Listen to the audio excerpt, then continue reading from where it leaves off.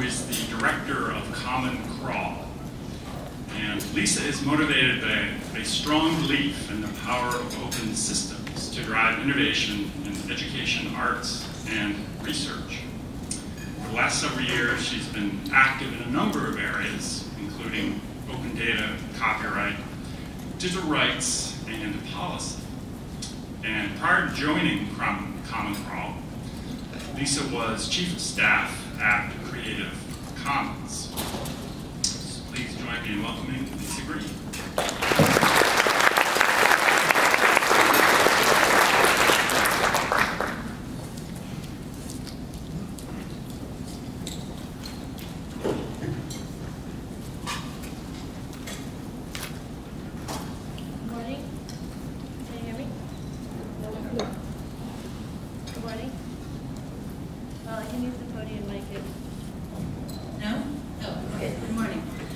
I'm really excited to be here. Yesterday was a phenomenal day full of so many interesting ideas and great presentations and conversations and people doing work that matters.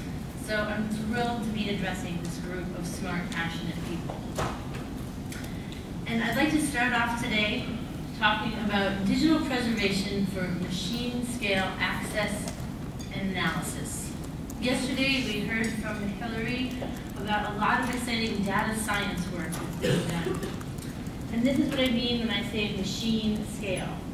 I believe that we have to be doing digital preservation in such a way that enables us to do data science on the information that we're preserving. So before we talk about where we're headed, and let me just say that I do not have all the answers. My talk may raise more questions than answers. But I still think we need to be thinking about where we're headed, even if we don't know how we're going to get there yet. Before we talk about where we're headed, let's talk about where we came from. Preservation used to mean hard copy. It used to mean books. Books written by human beings. Humans counted things, like in the Doomsday Book, in this image, as opposed to machines counting things. Humans read books, digested and compiled this information, came up with new ideas, and then wrote new books, and that's what we were preserving, hard copy. Hard copy books, and eventually images, video, sound. By the 20th century, computers became more common, and now we had a new way of preserving things with digital records of information, and we were generating more information because computers count faster than humans. By the end of the 20th century, we had significantly increased our storage capacity. At this point, we're able to store and move around megabytes of data very easily. And this is about the time, say 15 years ago, or maybe a little longer, that Dr. Billings and some of the really forward-thinking people at Library of Congress and other parts of the archival community started thinking about digital preservation. Now, we've had a huge explosion in our storage capacity. Now we can store, terabytes of data, no problem. Tens of terabytes of data, no problem. Hundreds of terabytes, petabytes, no problem. We can store so much information now that we needed a new unit to even wrap our heads around the amount of storage we have. A Library of Congress worth of information.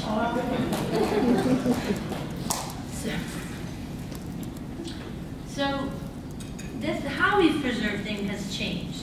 It's gone from this hard copy, this idea of Thomas Jefferson donating a lot of books, to these massive banks of servers that store petabytes of information. But why we preserve things, I would say, has not changed. Why do we preserve things? Why do we put all this effort into preserving this information? I could open that question up to this floor, and we could spend the morning talking about that, I'm sure. But for the sake of time, let's go with the mission statement of the Library of Congress. To make its resources available and useful to Congress and the American people, and to sustain and preserve a universal collection of knowledge and creativity for future generations. Okay, so to sustain and preserve, does that mean we can just put it in a vault? Does that fulfill the mission? It's safe, it's preserved, it's ready for future generations. I don't think so. We're not building a time capsule here. We're not putting things away so that they're safe for future generations and maybe we take a peek at them every now and then. to me, the first part is the most important part, to make its resources available and useful. What good is collecting all the information if we're not pushing forward the boundaries of human knowledge, if we're not benefiting society with this information?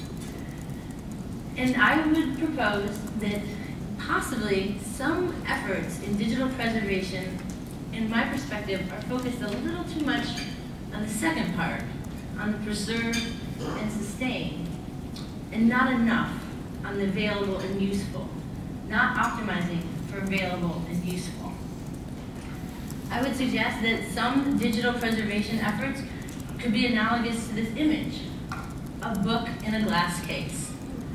Is it preserved? Is it safe? Yeah, absolutely. Is it available and useful? Sort of. I mean, it's there. You can see 4 pages at a time. You can probably draw some insight from it. But this isn't the scale we want to be operating on. If we wanted to optimize for availability and usefulness, we don't want 4 pages at a time squinting through the glare of a glass box. We want an entire library, not 4 pages, thousands of pages, tens of thousands of pages. Being able to take a book and read the entire thing, and then go and find another book that's related to that or completely different, and having a whole library at our disposal. That's optimizing for available and useful. So the difference in scale between being able to see 4 pages in a glass case and being able to read tens of thousands of pages in the library is pretty significant. But it's dwarfed by the difference in scale between what a human can read and process and extract knowledge from, and what a machine can read and process and extract knowledge from. To illustrate this, let's talk about Google Books. I don't need to tell this audience what the Google Books project is, but for the sake of completeness, Google has scanned millions of books and preserved them in an archive and made them available to people, and they scanned them and made them digital in such a way that machines can read them, machines can count the words, machines can analyze the words. And then Google made something for humans.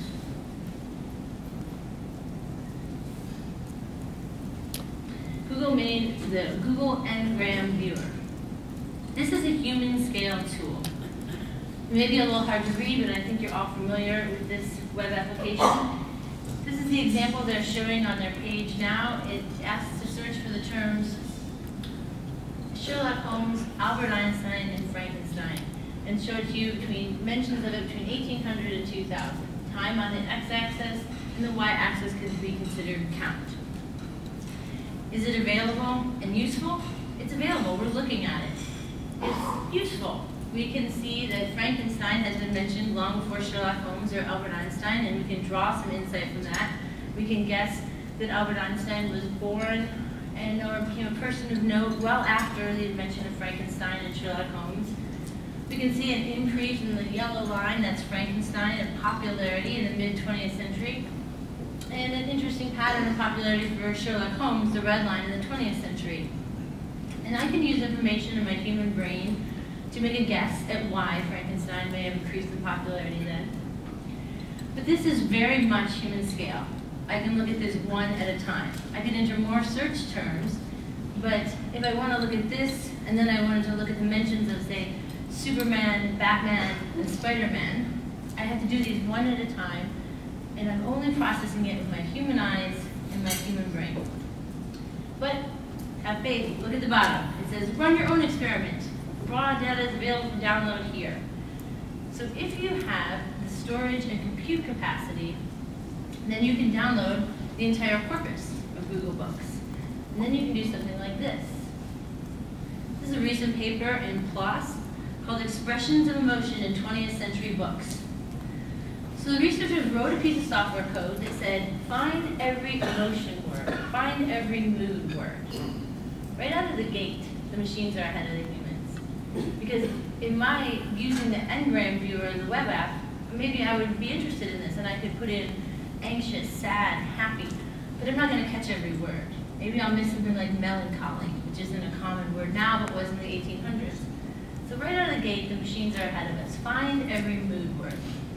Count every mood word. They can count a lot better than me, a lot faster than me, a lot more quantitatively. assign a sentiment value to it. And again, this is a huge improvement for machines over humans. How am I ranking anxious versus sad versus scared? But the computer program has a mathematical value to it.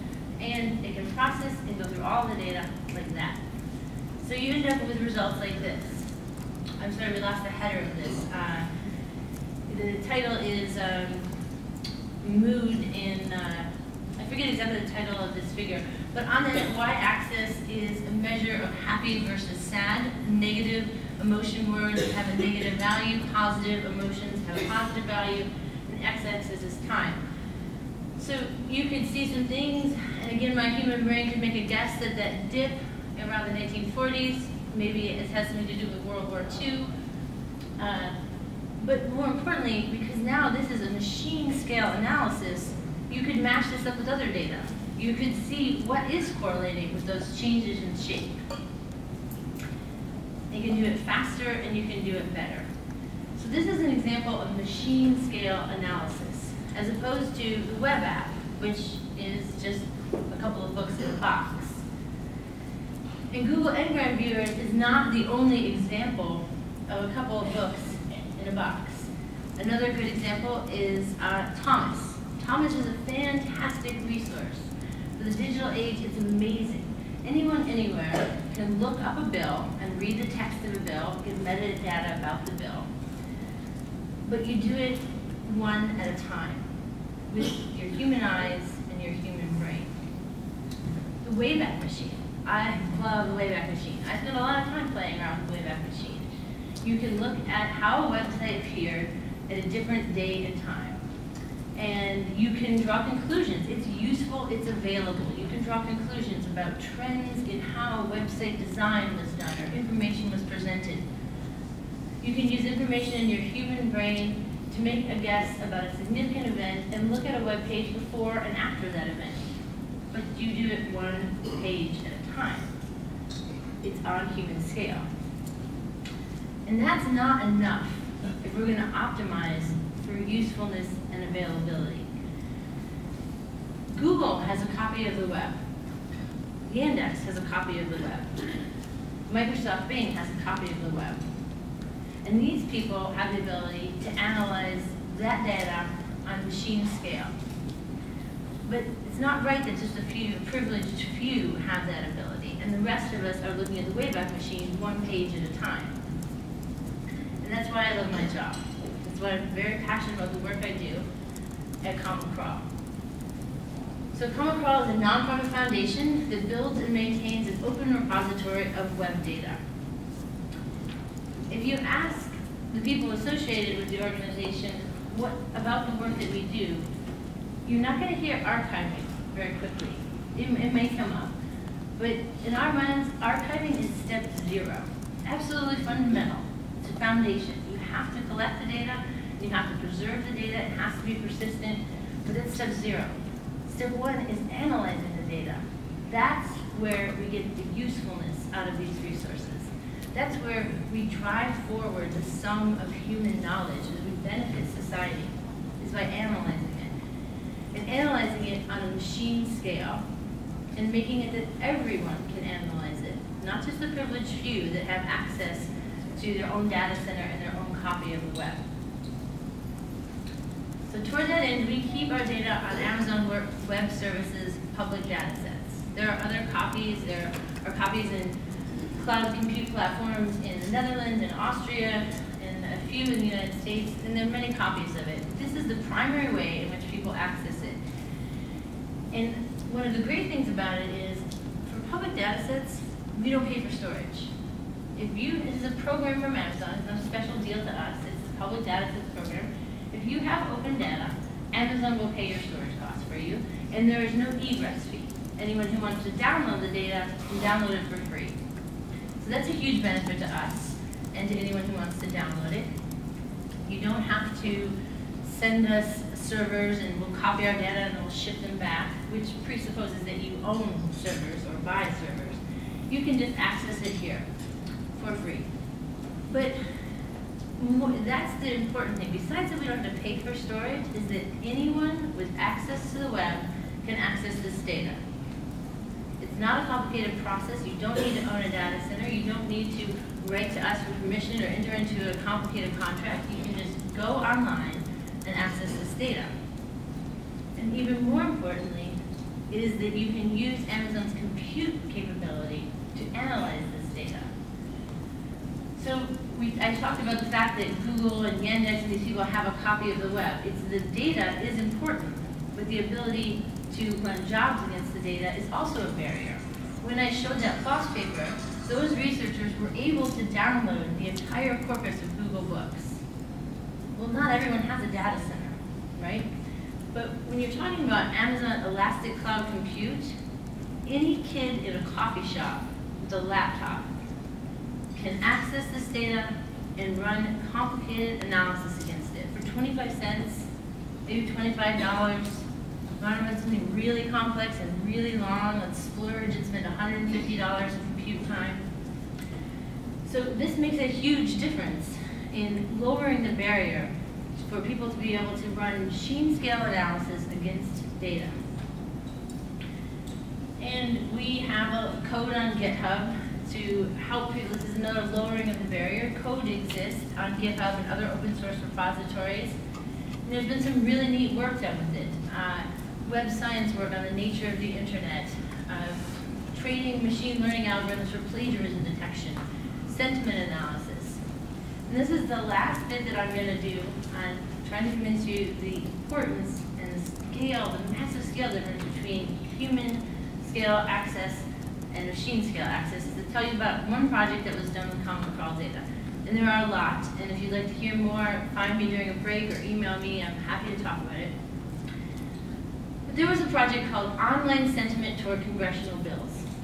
3 guys doing a project just for fun, it's not their job, and they wrote a computer program where we're actually saying cobbled together. They used existing code for a lot of it. They wrote a computer program that said, show me every mention of a congressional bill. Show me the top N words associated with the mention of that congressional bill. Assign a sentiment value to those top N words. And they wrote this program, and I know that they used a sentiment analysis program from somewhere else, and it's kind of a cut and paste together. It really isn't that hard of a piece of software to write. Then they turned it loose on our corpus, and within a matter of hours and in tens of dollars, the answers came back. Now let's stop and think for a minute what it means to do that at human scale, because that's some people's jobs, right? Read every major news outlet, read the blogs, look for a mention of this bill or this issue, and tell me how the American people are feeling about it. Human beings are going to miss some of the mentions. They are not going to be able to count as quickly. They are not going to be able to assign a sentiment as quantitatively. And it's going to take so many man hours. The difference in cost is astronomical. So these are the reasons that I think that we need to be working toward digital preservation that enables machine scale access and analysis. I don't know exactly how we're going to do that. I don't know how the Library of Congress is going to pay for an infrastructure that would allow people to access the Twitter firehose. That was a question that was raised yesterday. I don't have the answers, but I heard former director Martha Anderson say that this is a relay race. We don't need to have all the answers. I'm not asking you to chart the course to the finish line. I'm saying only that we need to be aware of the terrain in which we're running, we need to be aware of where we're heading, and we need to prepare the next person to take the baton for success. If we are going to optimize this mission, if we are going to extract as much value as possible, as much usefulness as possible, and from this information that we work so hard to preserve, then we must enable machine scale access and analysis.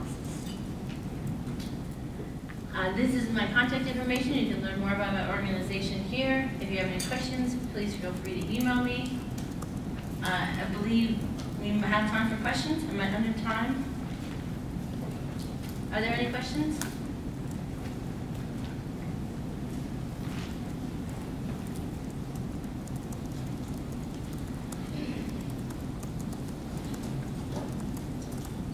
those of you who like to have fun with Thomas, it's been updated. There's a really great new site called congress.gov. It's even better. Thanks.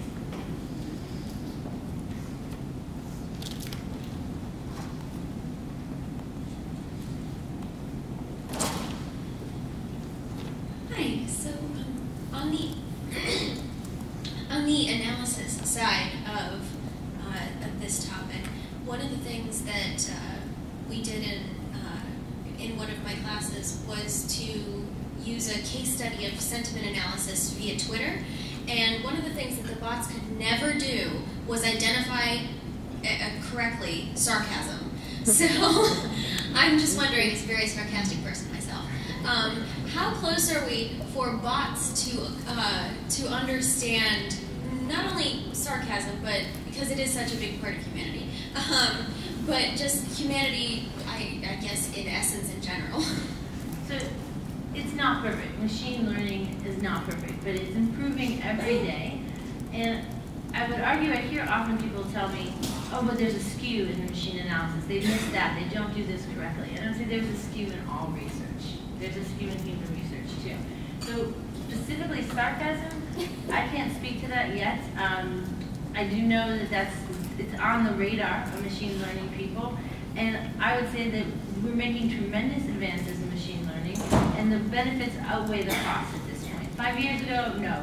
2 years ago, probably not. But at this point, the benefits outweigh some of these things like missing sarcasm or missing a vernacular usage of a word which is not its common usage.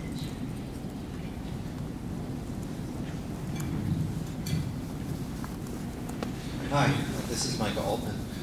If archiving or basic archiving is step 0 and analysis is step 1, then I guess access is step 1/2 or something like that. I'm wondering to what extent Common Crawl relies on the subsidy from Amazon on storage and bandwidth for enabling that step 1/2. Right. And what is the interest of Amazon in doing this? What does Amazon get out of this? Okay, Thanks. excellent. So we did not always have free storage on Amazon. We got free storage on Amazon starting in 2012. And before that, we were just being funded by donors, and we were paying for the storage ourselves. So it's not the case that we couldn't have started this project without it, but that it does free up a lot of money for overhead and other operating expenses. And we don't get compute time from them, unfortunately. We are trying to make deals with other people for free compute time and things like that. We recently got a great deal on some servers that were donated in that they were sold to us at below cost and things like this. We are a nonprofit that relies on kind of the kindness of strangers. What's the motivation for Amazon for doing this?